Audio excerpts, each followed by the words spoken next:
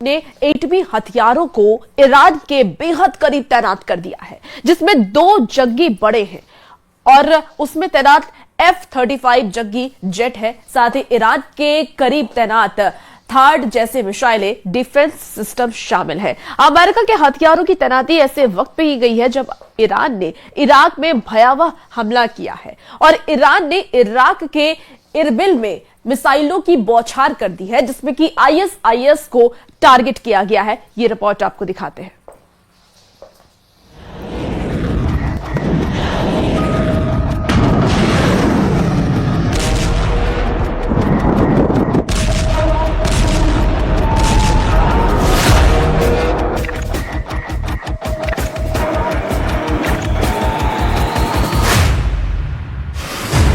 Iran का तहलका, operation Erbil.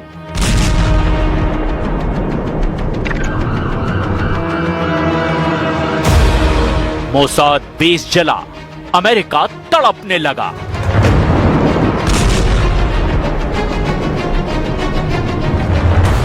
Trump के पार्टनर को फोड़ने लगे जनरल शेखरजी।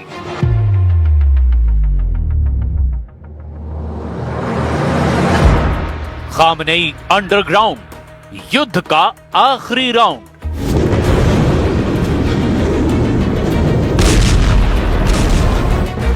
ताबड़तोड़ बम धमाका, आसमान तक आग, काला खौफनाक धुआं। धमाके के बाद सिर्फ और सिर्फ तबाही। यह है इजराइल का लेटेस्ट हमला।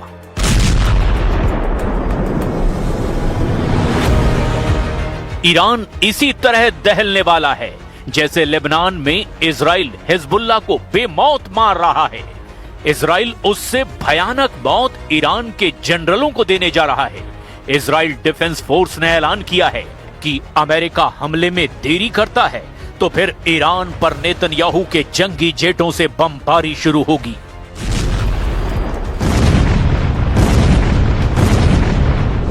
Israel defence force chief general Eyal Zamir war front का लगातार दौरा कर रहे हैं। दक्षिणी इजराइल में नेवातीम एयरबेस से उन्होंने खामनेई को ललकारा है। इजराइल के फाइटर पायलट से जनरल जमीर ने 12 दिन के युद्ध के अनुभव जाने हैं। जनरल जमीर ने जिस बेस का दौरा किया वो जिन जंगी लड़ाकों के लिए कुख्यात है, उन्हें भी जरा जान लीजिए। इजराइल का Nevatim airbase F-35 stealth fighter jet का सेल्फ हाउस कहा जाता है। इजराइल ने इस बेस पर कुल 48 जंगी जेट तैनात कर रखे हैं, जिनमें 3 सबसे नए लड़ाकू जेट हैं। इजराइल वॉर मोड में हमेशा रहता है, इसीलिए नेतन्याहू का पूरा फोकस ईरान पर शिफ्ट हो चुका है, क्योंकि इजराइल को डर है कि ईरान बहुत भयानक युद्ध का प्लॉट बना चुका है। ईरान का सुपर सीक्रेट ऑपरेशन ऐसा है जिससे इजराइल के मोसाद एजेंट का टोटल सफाया हो सकता है। खामनेई के खूंखार रिवोल्यूशनरी गार्ड उन एजेंट को टारगेट पर ले चुके हैं जिन्होंने ईरान में विद्रोह करवाया है। ईरान ने खाड़ी देशों में मोसाद और CIA एजेंट के सफाए का मिशन ऑन कर दिया है। ईरान अपने दुश्मनों को हर दिन नई टेंशन दे रहा है और ये वीडियो रिलीज करके अब खामनेई के जनरलों ने ट्रंप का माथा खराब कर दिया है। ट्रंप वीडियो में दिख रही लाशें गिन रहे हैं। ट्रंप मौत का हिसाब लगा रहे हैं। इस वीडियो ने नेतन्याहू का भी कलेजा कंपा दिया है, क्योंकि ये लाशें ईरान में हुए हिंसक प्रदर्शन में मारे गए लोगों की है। ईरान की सरकारी चैनल ने बताया कि 28 दिसंबर को भड़के देशव्यापी प्रदर्शन में मौत का आंकड़ा 3000 के करीब पहुंच गया है। काले कफन में लिपटे शवों का ढेर खौफनाक युद्ध भड़काने के लिए काफी माना जा रहा है, क्योंकि ईरान में खामनेई की खिलाफत करने वालों की लाशें मिलनी जारी है। वहीं ट्रंप अब भी दावा ठोक रहे हैं कि उन्होंने सैकड़ों प्रदर्शनकारियों को फांसी पर टांगने से बचा दिया। One thing specifically that really got me, they were going to hang the old-fashioned hanging. They were going to hang 837 people on Thursday And I told them, you can't do that. If you do that, it's going to be bad. I don't want to go exactly what I said, but nasty. And they canceled it, hopefully permanently. लेकिन Iran में मौत के आंकड़े बढ़ते ही जा रहे हैं। Human rights activist news agency HRANA के मुताबिक ईरान में 4029 प्रदर्शनकारियों की मौत की पुष्टि हो गई है। वहीं 26,015 आंदोलनकारियों की गिरफ्तारी की जानकारी है। लेकिन ईरान इंटरनेशनल ने 12,000 प्रदर्शनकारियों की मौतों का अनुमान लगाया है। वहीं CBS न्यूज ने ईरान में मौत के आंकड़े को 20,000 के पार बता रखा है। ईरान के सरकारी आंकड़े इन सब से अलग हैं। ईरान पर मौत के नंबर छिपाने का भी आरोप लग रहा है, जबकि ट्रंप ने कह रखा है कि ईरान में कुछ भी गलत दिखा तो सबसे भयानक हमला होगा। अमेरिका ने ईरान के करीब सबसे घातक हथियारों का जमावड़ा लगा दिया है। वॉल स्ट्रीट जर्नल की रिपोर्ट के मुताबिक अमेरिका ने ईरान फ्रंट पर F-35 फाइटर जेट से लैस 2 परमाणु एयरक्राफ्ट कैरियर, थॉड एयर डिफेंस सिस्टम और सैनिकों की संख्या में जबरदस्त इजाफा किया है। अमेरिका के F-15E फाइटर जेट जॉर्डन में उतरे हैं। तो क्या दाऊस में दी ट्रंप की धमकी के सच होने का समय आ गया है?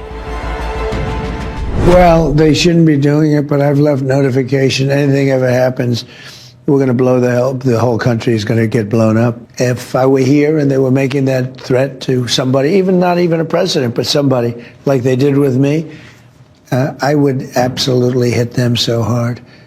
But I have very firm instructions. Anything happens, they're going to wipe them off the face of this earth. हालांकि ट्रंप की किसी भी धमकी का असर ईरान पर नहीं हो रहा। ट्रंप के जंगी बेड़ों की धौंस भी अब ईरान ने धुआं कर दी है।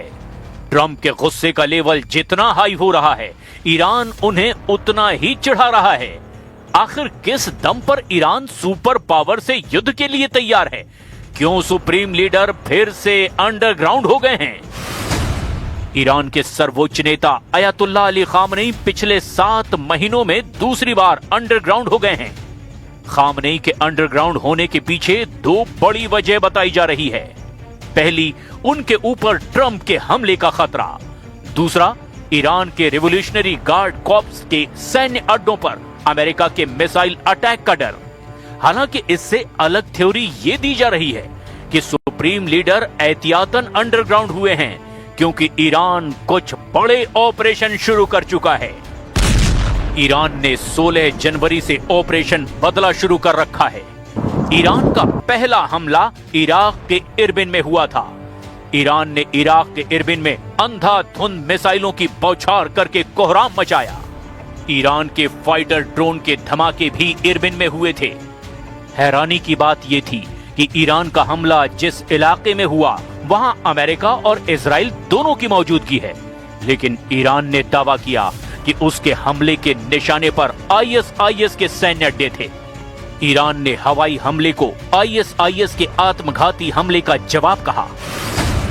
इस्लामिक स्टेट ने जनरल कासिम सुलेमानी की बरसी पर ईरान के केरमान में भयानक आत्मघाती हमले की जिम्मेदारी ली थी। ISIS के फिदाइन हमले में 84 लोगों की मौत हुई थी और 284 लोग गंभीर रूप से जख्मी हुए थे।